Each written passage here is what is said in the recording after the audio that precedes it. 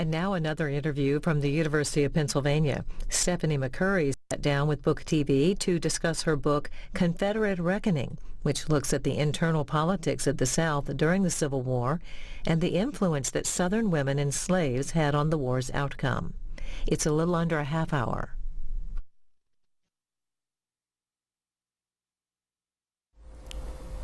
Confederate Reckoning is the name of the book, Power and Politics in the Civil War South. The author is history professor Stephanie McCurry of the University of Pennsylvania. First of all, Professor McCurry, what is this painting on the front of your book? This is a Civil War painting of a battleship going down, the Confederate flag going down in flames. It's an allegorical painting. It's not a military history, but I think it tells you a little bit about what the book's about. Professor McCurry, if you would, start by giving us the demographics of the South in 1860 or so. Yeah, that's a crucial question because they went to war, tried to make this new nation. They were smaller than the Union to start with, roughly 10 million people compared to the Union's 22. So that was already a tough row to hoe. But I think a military fact that's not it isn't as much paid attention to as it should be is 4 million of those 10 million people were black and enslaved. So when it came time to mobilize for war, they didn't have access to 10 million people. They had access to a white population of 6 million, half of whom were women, many of whom were under age. So the demographics were tough to start with. How many white males at that point in the Confederate South? Because obviously that was their base. Right. Well, I tried to figure out how many men were of voting age, right? That would be the link between voting and soldiering was very tight in the 19th century. And I figure there's about 1.5 million voting age white men. And then, of course, military age starts out smaller than that, 18 to 35. By the end of the war, it's 15 to 55. What advantages going into the war, the Civil War, did, besides cotton, and we hear about cotton, at least we've heard about that for years as one of the advantages. What were the advantages for the South? Well, I think it's hard for moderns to figure out how they thought they could do this. I mean, as Lee said, when they surrendered, you know, they were overwhelmed by the numbers of men in arms. It's an industrial North, an agricultural South, a free labor North, a slave labor South. 2/3 of the capital of the South is in enslaved human beings. So they don't have, I mean, when they went to make the Confederate seal, they had to ship it out across the embargo and bring it back in. They did not have the capacity to make it. So it's easy to, it's a great question you ask, because it's easy to list all the things they don't have. I think what they did have was a lot of confidence in their own political endeavor and a lot of faith that just as they had made the United States what it was between 1787 and 1860, that they could secede and make this other country independent, a nation state, and that they could build a proper nation state in the 19th century sense of the word on the basis of cotton and slaves. And they talked about this a lot at the time of secession, and for the first couple of years of the war, they compared themselves to other European countries in terms of population, natural resources, the value of the trade. They were riding high. I mean, I think the Confederacy is often misunderstood. You know, we tend to think of it as a sort of defensive move. They were losing in the Union. They decided to, you know, take this gamble. Well, they did take a gamble, but they were the only slaveholding class in the 19th century world who did it. The Cuban slaveholders didn't do it. The Brazilian slaveholders didn't do it. Why did these guys do it? That's a really interesting question, and I try to explain a little bit in the book, you know, what was the mindset? It's completely fascinating to get inside the mind of this incredibly powerful, not just in terms of social power and wealth, but political power of this planter elite. And they were used to running the United States, and they really did not doubt their ability to do this separately. So the confidence is there, and it's a big piece of the story. Was there overwhelming support for secession amongst the South? No. I mean, it's a really, really interesting political campaign. When I mean, I've written about it 3 or 4 times in my life, and I never cease to be amazed. I mean, it's as interesting as any campaign in modern history. I mean, Karl Rove would have been impressed. They needed, I mean, most of the elite, the political elite, You know, only a third of white adult men owned slaves in the South at this point, and most of them didn't own very many. So the political elite that was orchestrating this, especially in the Deep South, they were extremely confident that they could do this, and they believed that they would be able to pull it off. And they didn't have any trouble aligning each other. But the real challenge for them was that this was theoretically a white man's democracy. Every adult white man got to vote. There were no property qualifications left. So they had to do this by electoral means. They had to sell it they had to win an election. And they were not at all confident about that. And there was an incredible amount of paramilitary violence and intimidation that went into it. And the results are very uneven. I mean, in South Carolina, they pulled it off. They called a convention and voted up secession by lunchtime on the first day, completely unanimously. That's how they went out of the Union. But what had preceded that? I mean, when you're in a meeting and everything's unanimous, don't you get a little suspicious? I mean, I do. And there was a lot of backstory to how they pulled that off. Other places, the backstory really showed. In Alabama, the upcountry representatives just charged that they were being run out of the Union, that democracy was being completely violated. People in Virginia looked at what was happening in the Deep South and said, no ordinary farmer has voted for this, that the elites have run us out of the Union without the proper consideration of democratic process. And it really was, I think it's interesting that it's very revealing of what democracy was and meant in a slave regime in 1860. They called it a democracy, although they often made the case, especially the political elite, that what they really wanted was a republic, and that a democracy was a mobocracy. And that was part of the reason they wanted out of the Union. They did not like the direction electoral politics was going, but they had to play that game to get secession through, and they strong-armed it through in numbers of states. And in the Upper South, remember, the normal democratic process did not yield secession. None of those Upper South states seceded until Fort Sumter was fired on. And even then, there were 8 Upper South states, and 4 of them seceded and 4 of them didn't, so they completely split. It was an incredibly contentious and divisive process. And it meant that the Confederacy ended up fighting with 11 slave states. Was that right? 7 Deep South and 4, 11 instead of 15.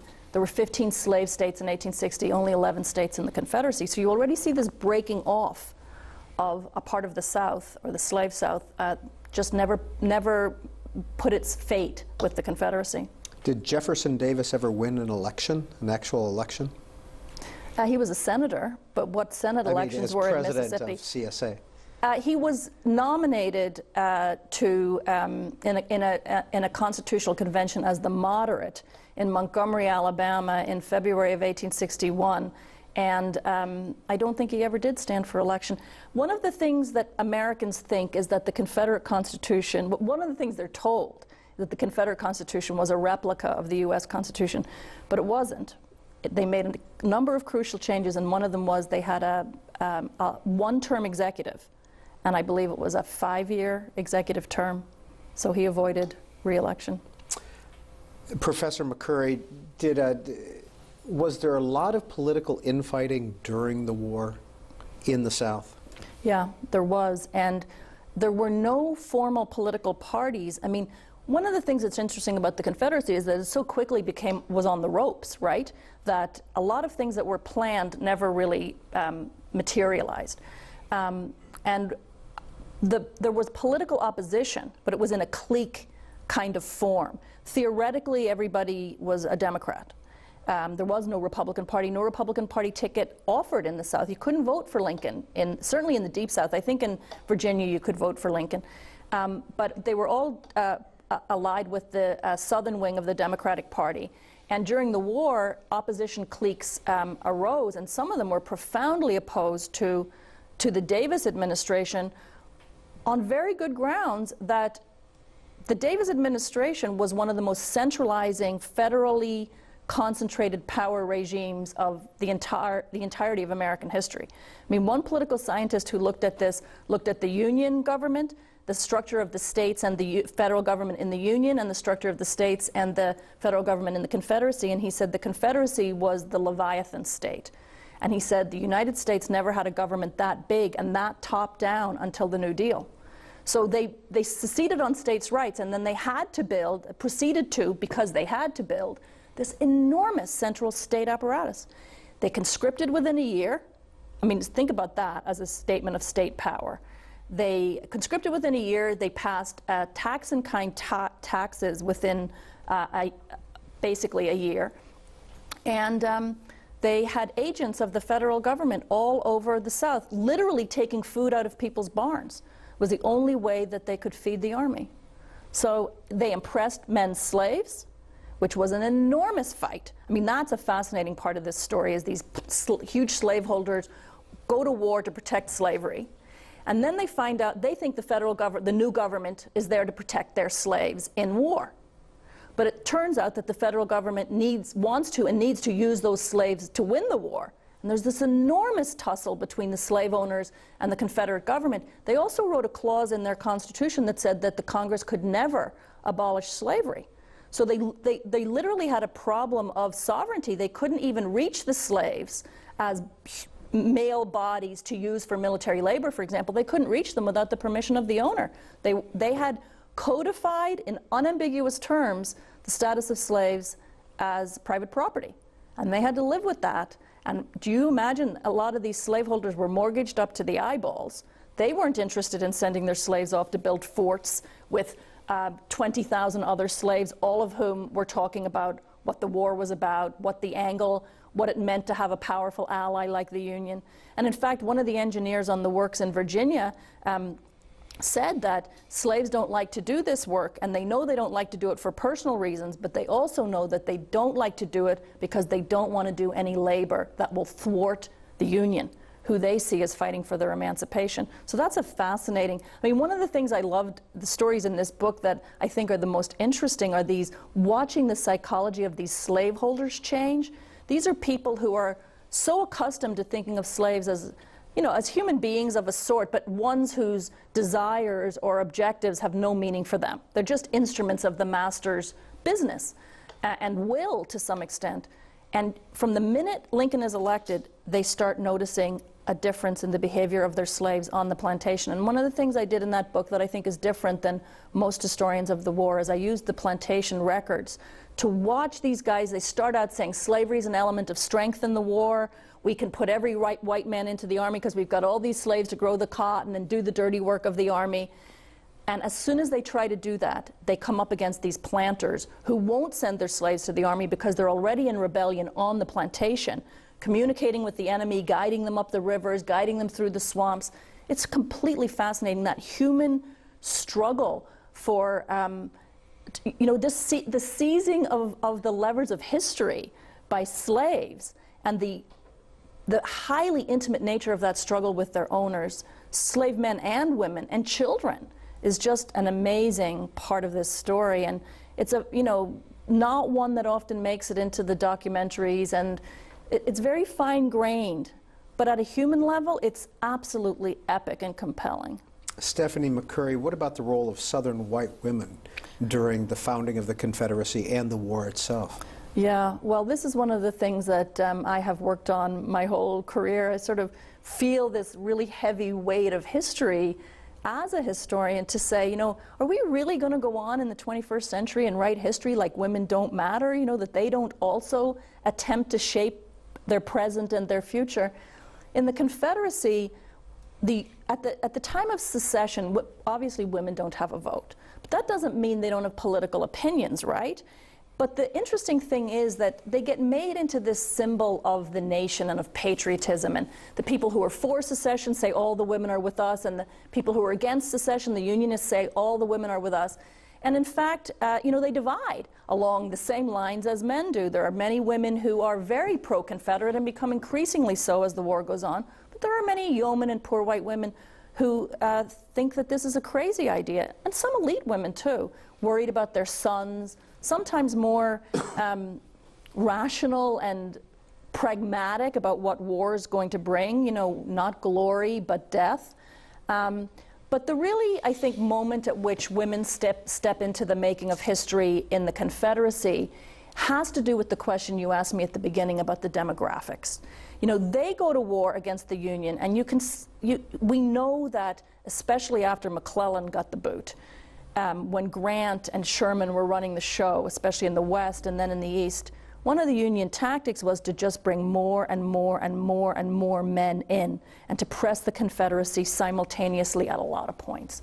And this was brilliant because what it did was refuse them the ability to move a limited number of men around. And the pressure of the numbers on the Confederacy, you can just track it inside the War Department correspondence. The conscription rate, or the rate of service, military service in the Confederacy among white men, historians think was somewhere between 75 and 85% of military-age men of service, a combination of conscription and volunteering. There are not many other examples in history. When I tell people, my colleagues in European history, that, they say, are you sure it was that high? And by the end, military age was 15 to 55. So what do you think the so-called home front looks like with 85% of men gone? Women describe it as stripped of men.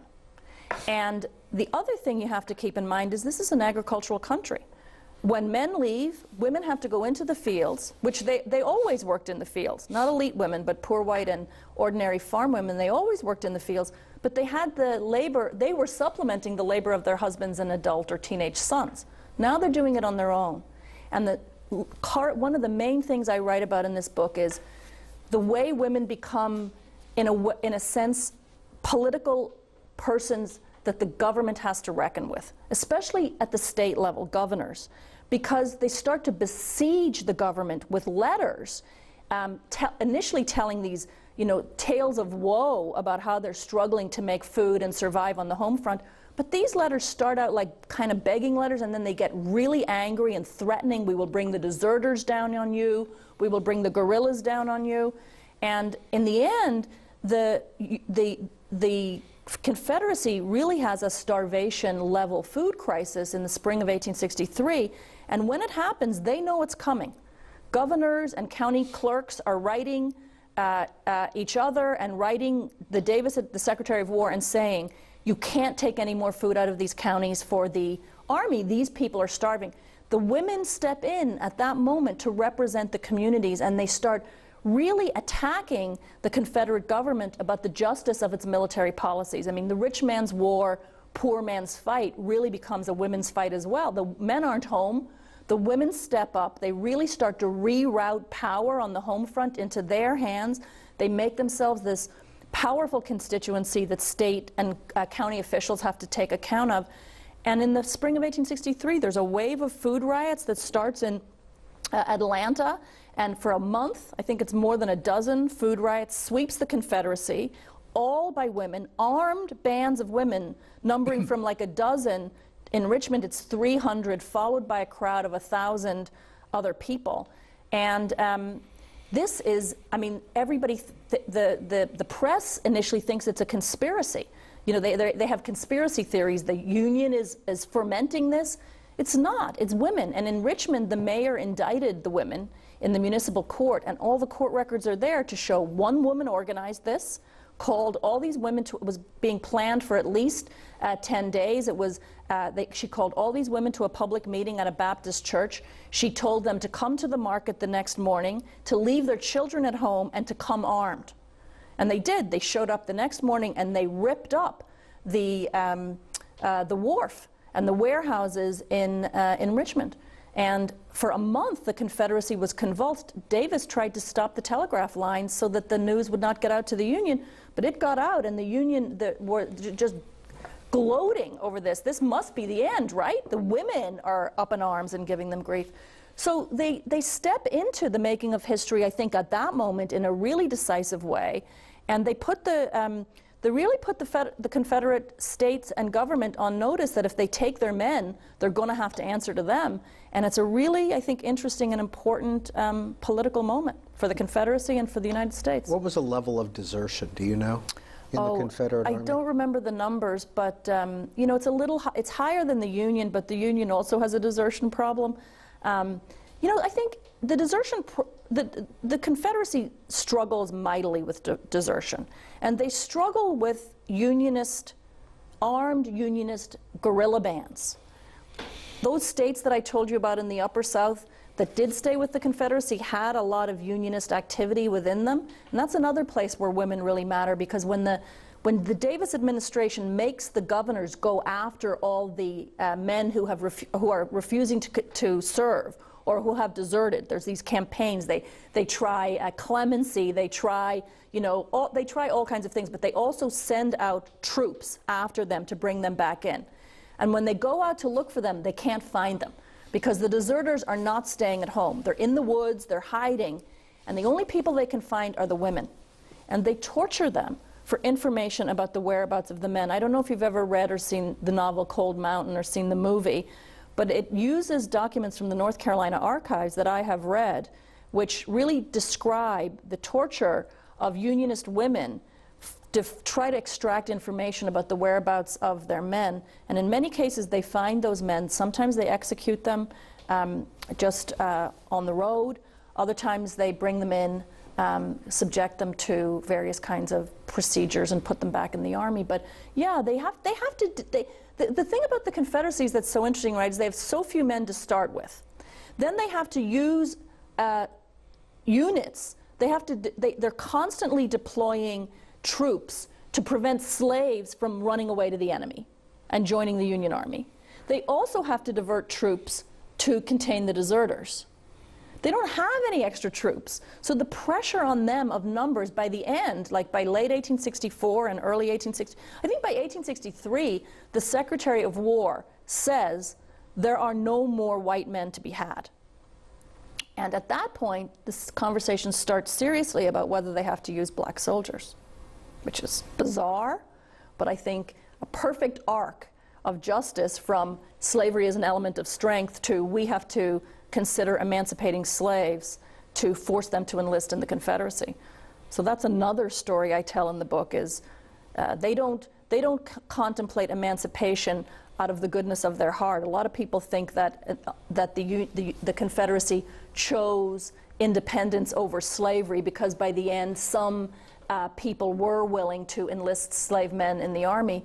But the Confederate Congress and the Virginia legislature refused to write an emancipation clause. They actually expected these people to serve while they were still enslaved. So you can imagine how much of a non-starter that was. But that's how desperate they were. That's how much, I mean, the demographics that you asked me about at first are intimately connected with the political challenges and I think the political failure of the Confederacy. And one of the things I'm trying to do in the book in focusing this Civil War story on the Confederacy is to ask, you know, let's talk about the Confederacy for a change, not just the Union, and ask, why did they do this? I mean, what was their vision of the future? To take seriously the Confederate project, but also to take seriously the historical reckoning that came with secession.